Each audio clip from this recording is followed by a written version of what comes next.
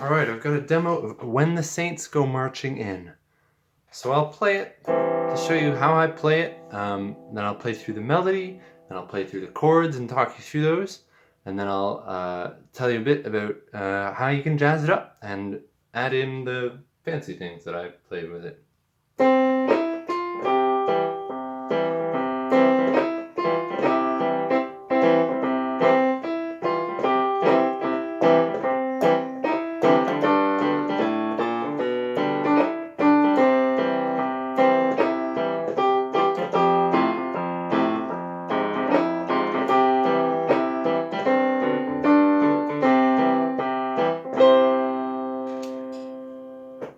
So, the melody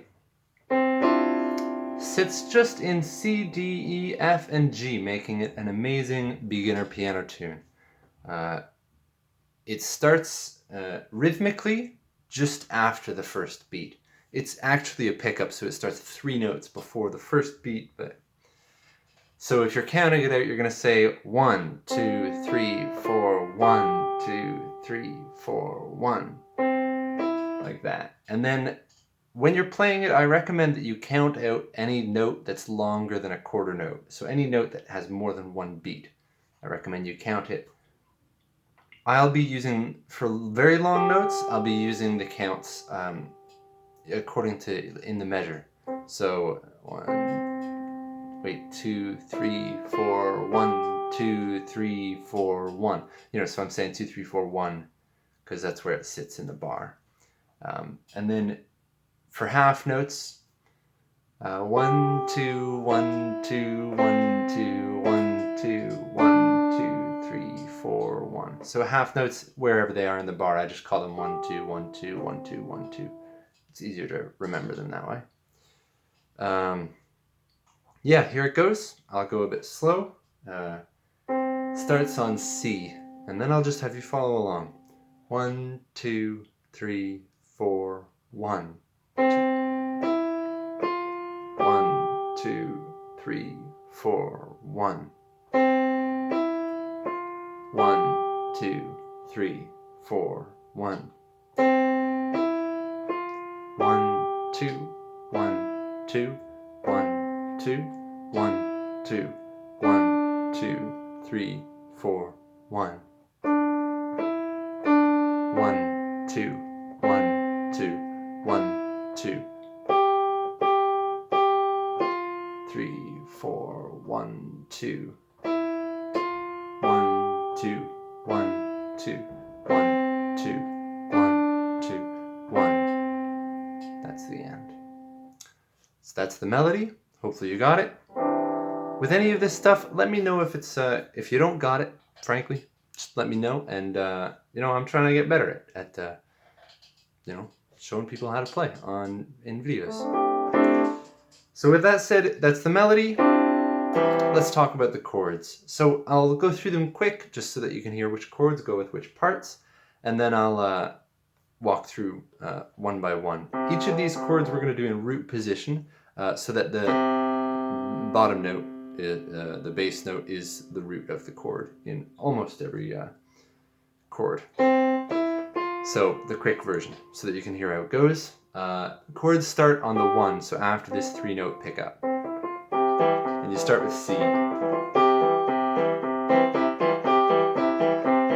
And then here you go to G, back to C, up to F.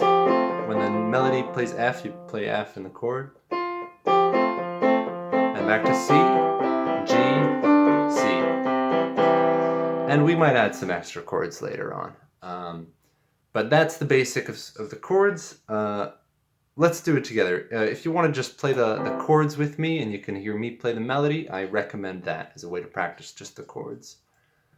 So here it is. I'll try to say them just a few moments before we play the chords. So here it goes. First chord is C, and it comes in after the 3-note pickup. 1, 3, 4, C.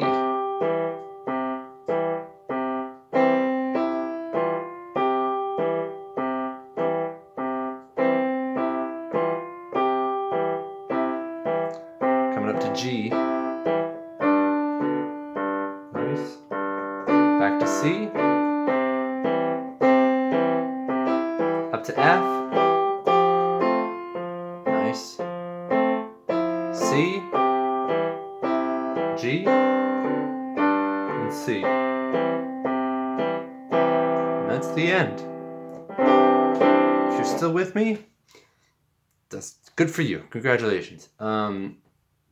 So yeah, let's talk about this pattern that I'm doing in the left hand. It's not just block chords.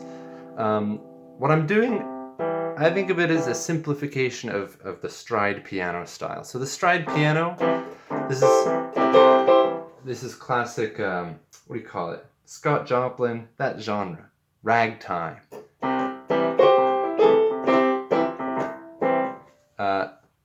So ragtime, the stride piano style, usually you go from playing an octave. It's a nice, big, loud, rambunctious, very fun style. And then you do the whole chord at the top. So this is just a simplified version of that. You got the bass and then the rest of the chord, so that it fits just in one hand and you don't have to guess, and you know, it's very easy to hit the wrong note, and that does not sound good. You know. So what we're left with is just the 1 and then the 3 and the 5. You got the bass on the 1 and the 3, the first and third beat, and then the third and fifth note on the second and fourth beat. So like, you know, the bass is 1, 2, 3, 4, 1, 2, 3, 4, and then the rest of the chord emphasizes the 2 and the 4, the off beats. 1, 2, 3, 4, 1, 2, 3, 4. Yeah, I do this for a lot of jazz stuff. So that's the stride piano style. If you're having trouble playing this, I know I have a lot of students who do. There's two reasons that students struggle with this. One is just getting used to moving the fingers independently. Finger independence is a great skill for piano. The more you can move your fingers independently, the better you can play two things with one hand.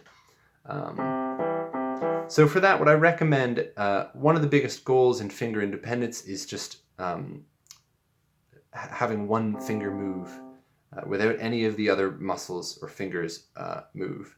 So often you'll see somebody like just pushing down and all of their other fingers move, and you don't need to do that, and it makes it harder to play. So you can practice that just by resting all of your fingers on the keys and then trying to move the pinky just on its own. Just down and then back up.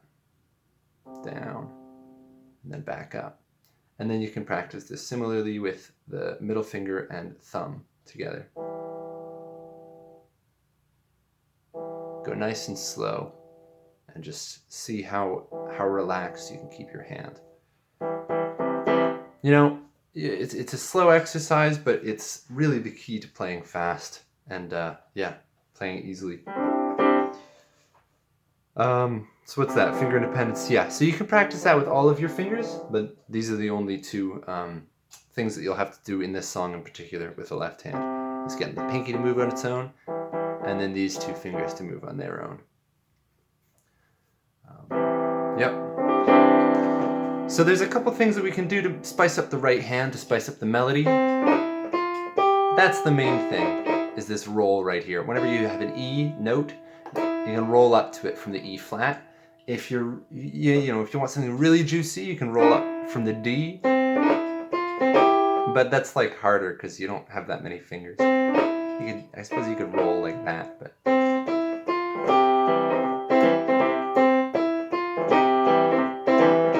And then this other thing that I like to do is to complement the rhythm in the left hand. If the bottom of your right hand isn't doing anything, you can have it play. You can have it play complementary rhythms, but yeah, you know, that's only when you've got the whole song down and steady and all that. So there's a couple other things that we can add to the left hand. There's a couple of cooler chords that we can throw in there. Let's go through and see what I find.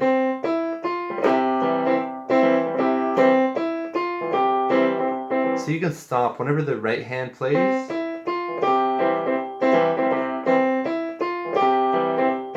You don't have to, it's not great. Anyway, So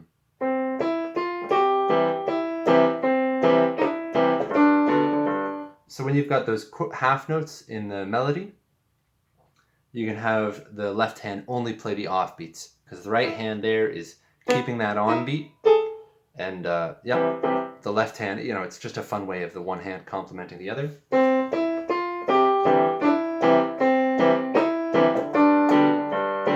And then once you get to that, the D, and it holds for quite a while, and usually you just play this G chord for a bit.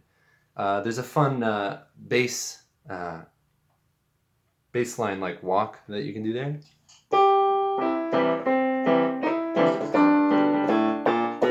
So the walk is just G, A, B flat, sorry, A, B flat, B.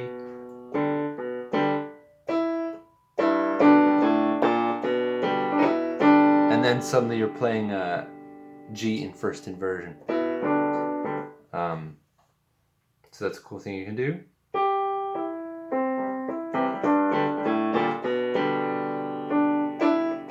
And you don't have to fill in the chord if you don't want to.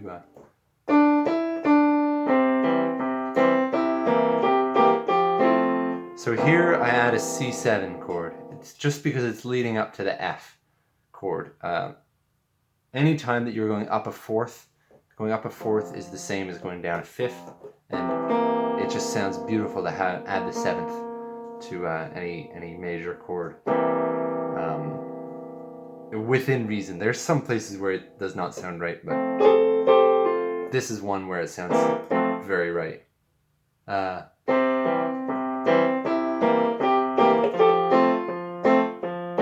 then if you want something really juicy, you can switch this F major partway through. You can switch it to F minor, which similarly is just something that resolves very nicely back to C.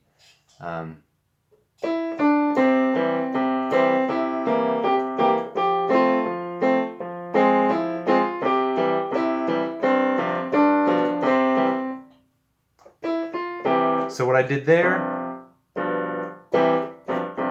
I added the seventh to the G chord, and then also I played a G suspended, a G sus4 chord, which means that instead of playing the B, I played the C. And the reason for that is very simple, is because there's a C in the melody, and the octave sounds much nicer than this minor ninth interval. So you got, if you just play the regular G chord, it doesn't sound too bad. Like you can disguise it, but it just, if you have the capacity, it just sounds very cool to add that in to match that up.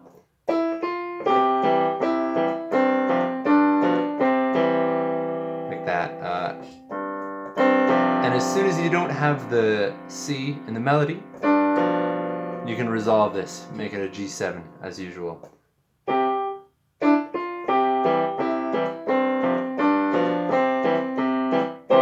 Nice. And then for the ending, just play that high C and you'll be peachy. It'll be great. And I'll just play it.